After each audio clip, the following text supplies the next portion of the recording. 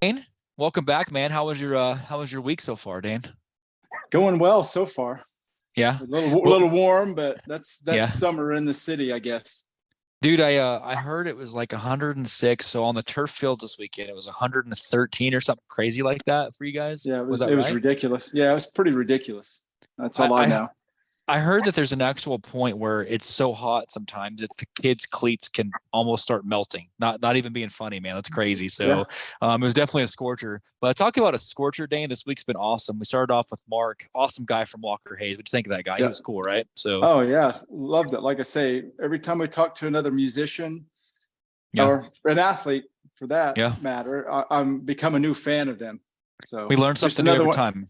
Yeah, just another one on the list for me. Love it. So there's a thing I always said watching her play her entire career. I always called it the wow factor. OSU calls it the Yeah. Cheyenne factor, right? So it's kind of cool. So it's that, and this is one, Dane. We talked about this when we began this show back in 2020. We had a list of names that we Yeah. wanted to bring on. Yeah. Cheyenne, Sid McKinney, Jordy, and this list of people. And it's Yeah. another one of our softball bucket list dreams to get Yeah. to work with Yeah. Cheyenne. So everyone's been asking for it. It's been a huge request over and over and over again. And I think finally we bugged her enough time where she said, okay, I guess. No, I'm kidding. So it's finally at the point where we get to bring on the legend herself, Cheyenne Factor. Cheyenne, how you doing tonight? I'm good, guys. Thanks for having me. Yeah. Yeah. Thank you for coming on. It's our privilege, Yeah. Cheyenne. We've got some questions. We've Yeah. anxiously been waiting to ask you over the years to pick your genius mind and you as an athlete. So Dane and I are going to run some questions that the audience has helped us cultivate over the years past Okay. you, and then we'll have a little fun after that. Okay. Yep. So Okay. Dane, go ahead. Yeah, our first question out the block is, we see what you've done at Oklahoma State. We followed you, and we've enjoyed every minute of watching you. Looking back, whenever you were a kid, when did softball first start for you?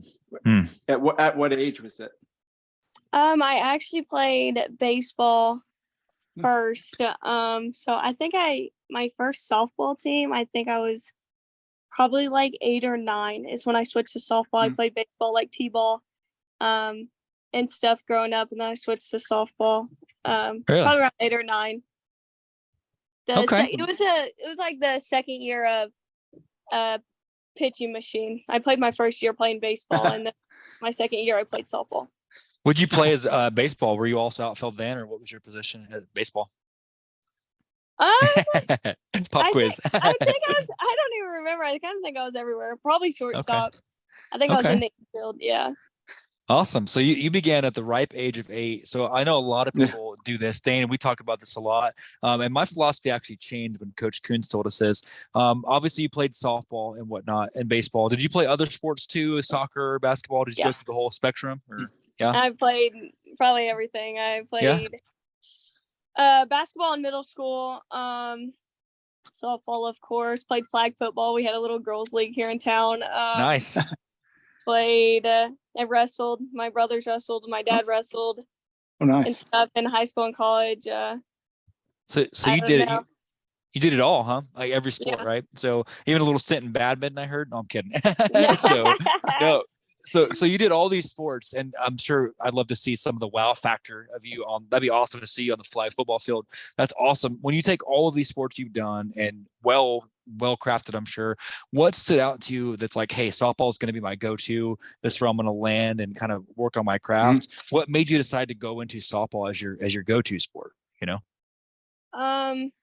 Probably my brothers. They played baseball. I wanted to do what they did, especially Cross, my brother. We're just 15 months apart.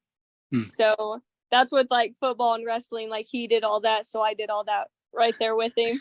I wanted to do what he did. Yeah. So, and then he played, like, he wrestled and stuff through high school, but baseball was always his main sport as well. My oldest brother, he played baseball like the whole time and stuff. So I grew up at the ballpark.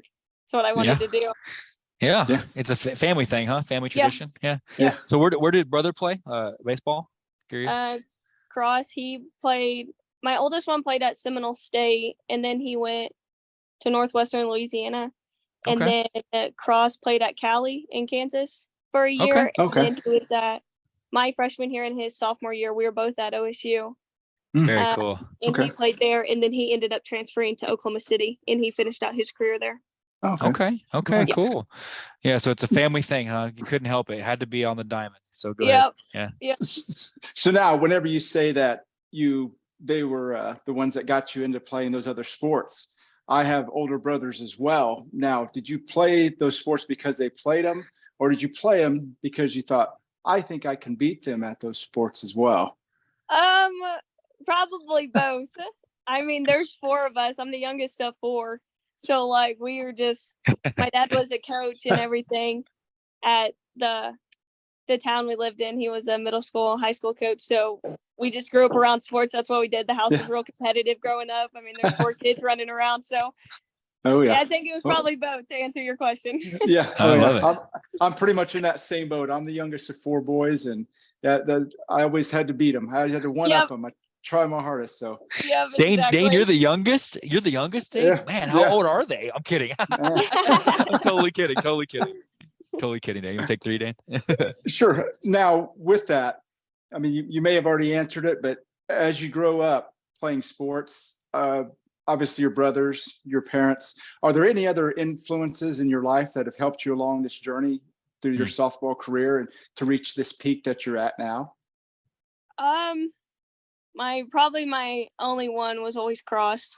I wanted to do what he does. Like we had competitions in high school. I mean, we're just a grade apart because I played in the fall and he played in the spring. So it was who could hit more home runs, who could do this like all the way through. And then even in college, like, I don't know, he's my biggest fan. I'm his biggest fan. So that's who I wanted to be like. That's who I wanted to play like. We played very similar and stuff. So that was always who it was. Well, shout out to Cross for helping you become, more competitive and all that. I think Cross, let us be second because we're your second biggest fan. Then Cross can take first. I'm kidding, but like I said, we actually our daughters got to spend some time with you, Chyenne. They were down there. You guys are so gracious to everyone, and so they were bat girls. They hung out with their teams and all that. No way. So yeah, it was really cool. So you guys have always kind of did the pay it forward thing, and I love that about you and your program, and you guys just a tight-knit family. I love that you guys cheer each other on. When you think about that, I know you just got done with a stint at the World Series and we watched it, and I swear I told my daughter, I was like, that's the wow factor. There she is, the Chyenne factor, right? Every time you're at bat.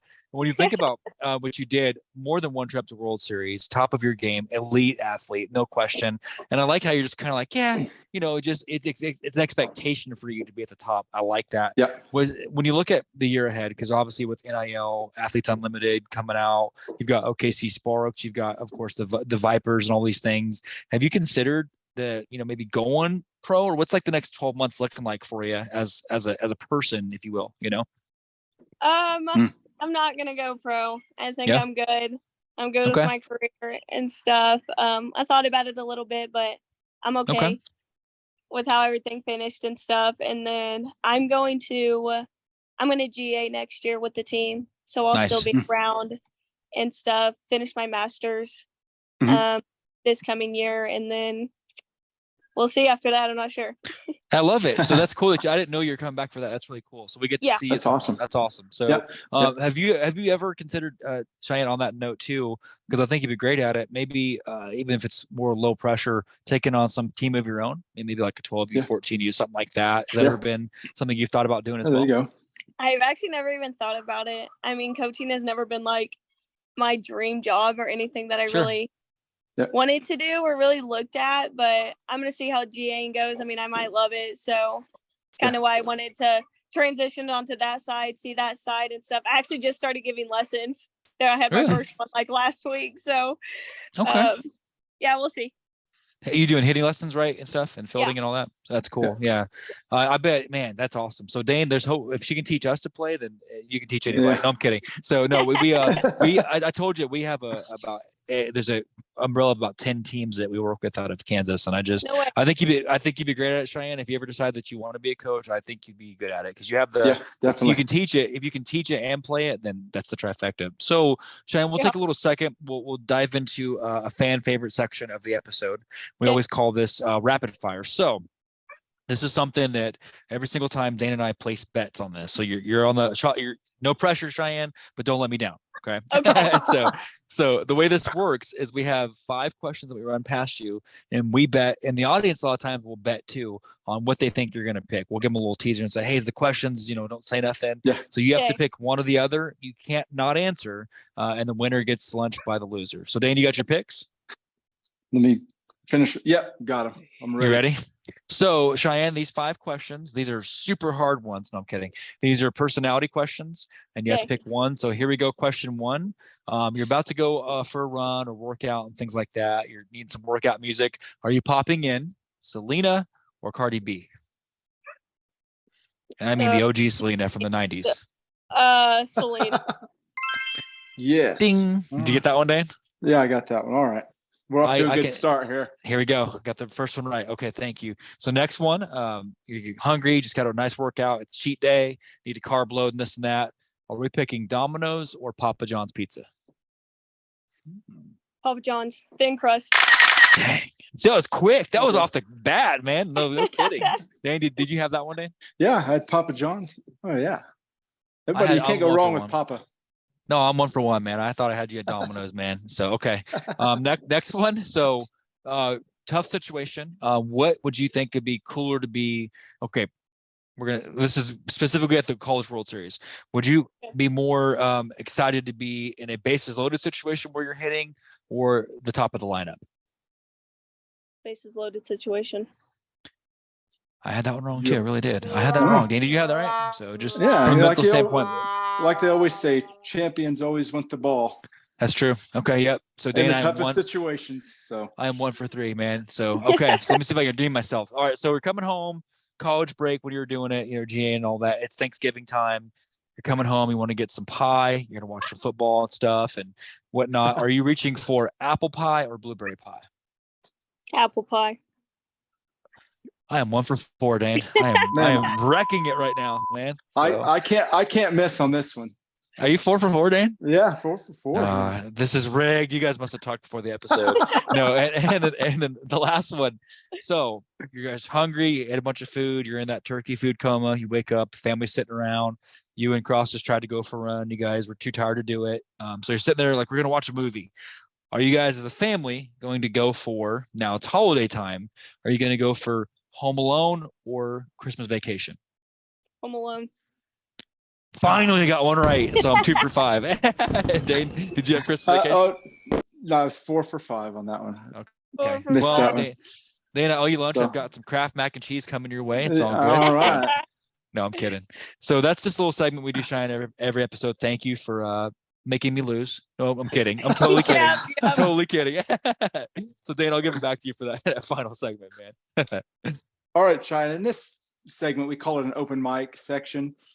Okay. We kind of open it up the floor to our guests to maybe give the younger listeners and viewers that look up to you a little, peek into your mind of maybe a philosophy or a mantra you've carried through your career that has helped you build yourself up to where you are now, or just kind of carried you through some tough times. Is there something or some things that you can share with some of those younger viewers to kind of help them along in their journey as well? Yeah.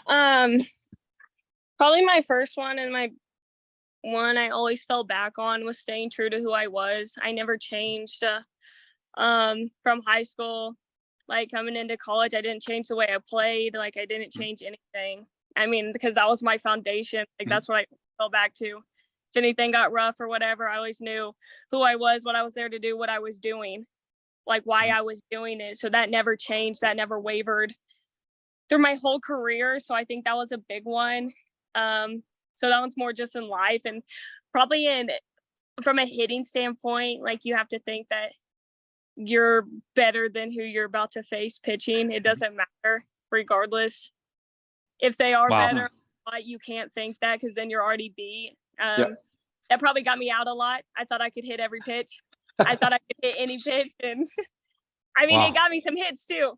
Yeah. But probably got me out more than I wanted to be out. But I mean, just having confidence in yourself.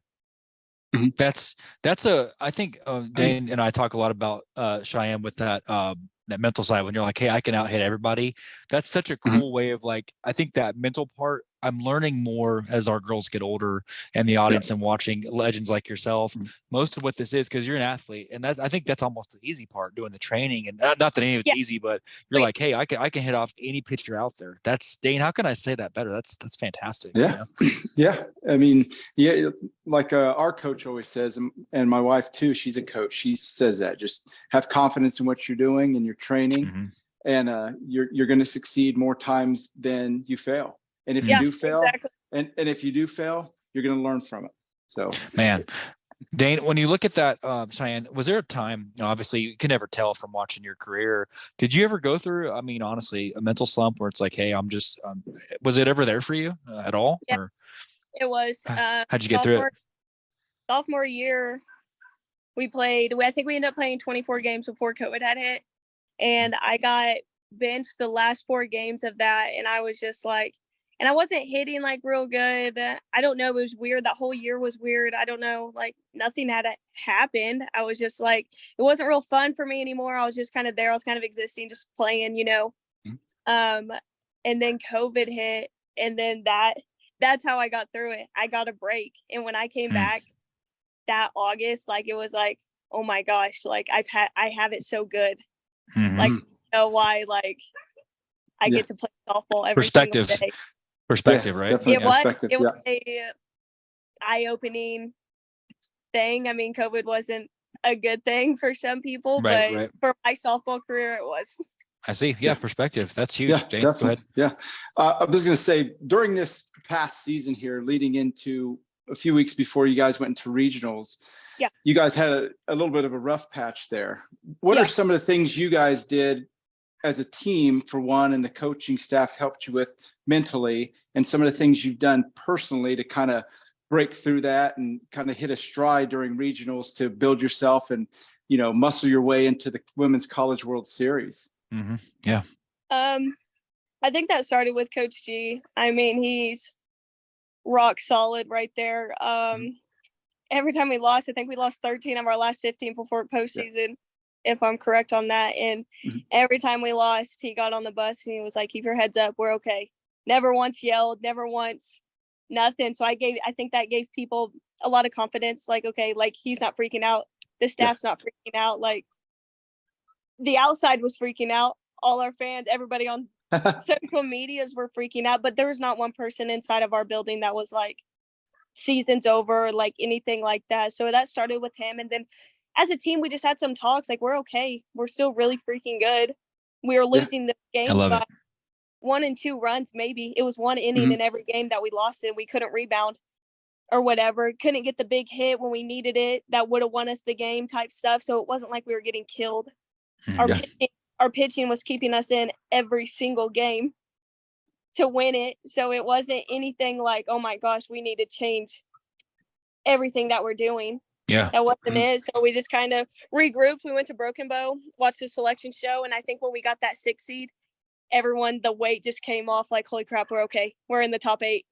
I heard somebody, Chyenne, they were talking, because we've had the privilege of interviewing a couple of your amazing teammates, and Coach G is just nobody like him, right? We actually told him he made us, we're Sooner fans also, but now we're beyond that. Like we went beyond that to now.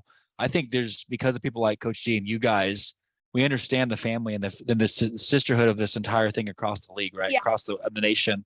So when you guys came back, they said you guys had a little kind of, got to go to Broken Bow, hang out, get away for a while, and come back, and you guys are playing like lights out. Like, wow, you guys are unstoppable, So I think you're spot on about perspective, Chyenne, and just kind of not letting the game get bigger than it is, but also just getting back in it. These kids, they talk about slumps. Coach Snyder told us sometimes you can be one swing away. So I think your perspective, which is why I think will make a great coach, is, hey, it's perspective, and don't ever let the game get bigger than it is.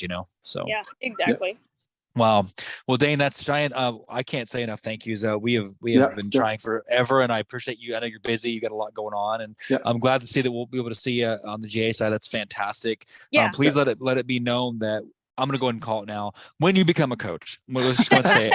I'm trying to rally it right now. In the days ahead, please don't hesitate to come back on. Hopefully we get to see you. We're actually bringing some kids to Stillwater at the end of July. So hopefully we'll get to see we're bringing a squad. If not, we get it, but we'll be there, and let this be the first of many open invitation to come back on the show. And we'll be cheering you on, and please let's stay in touch. And we just can't wait to keep cheering you on the next chapter of your life. Okay. Thank you so much. I appreciate you guys. Awesome.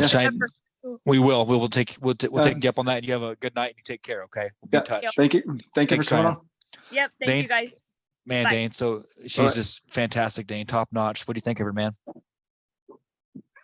What can you say? I mean, somebody of that caliber, that perspective, like you say, I mean, positive energy all the way through, and a superstar to boot. So, you know, all the tools to become great at whatever her next step is chosen in life. So we wish her nothing but the best.